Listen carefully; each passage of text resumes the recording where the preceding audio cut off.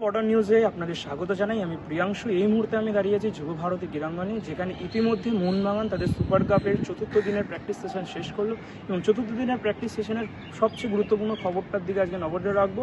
সেটা হচ্ছে ডেকি কার্ডোজো ইতিমধ্যে মোহনবাগান শিবিরের সাথে যোগ দিয়েছে এবং বাস্তব রয় এবং ডেকি কার্ডোজো দুজনে একসাথে মোহনবাগানের দলটাকে নিরীক্ষণ করে নিচ্ছে।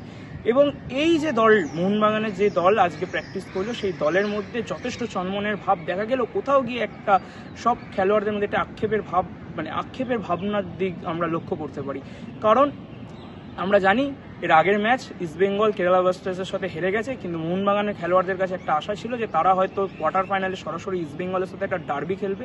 কিন্তু সেই ডার্বি খেলে সেখানে যারা নতুন উঠতি খেলোয়াড় আছে তারা নিজেদেরকে সেই ডার্বির মঞ্চে তুলে ধরবে, কিন্তু সেই সুযোগটা না পাওয়ার জন্য কোথাও গিয়ে একটা মোহনবাগানের উঠতি প্লেয়ারদের মধ্যে একটু মনোকাঙ্ক্ষিতার একটু ভাব লক্ষ্য করা যাচ্ছে। কিন্তু তা সত্ত্বেও মোহনবাগান যে প্র্যাকটিস করেছে, সেই প্র্যাকটিসের সম্পূর্ণ দলটাকে একটা খুব সুন্দর একটা চনমনে মনোভাব নিয়ে প্র্যাকটিস করতে দেখা যায়। এবং এই প্র্যাকটিসের মধ্যে সবচেয়ে ভালোভাবে নজর কেড়েছে সাহাল এবং আসিক কুরিনিয়ান। এছাড়াও নজর কেড়েছে যে তামাং, যে নতুন খেলোয়াড় উঠছে, সেই তামাং খুব সুন্দরভাবে নজর কেড়েছে। চলুন দেখে নিই আজকের সেই প্র্যাকটিসের কিছু দৃশ্য।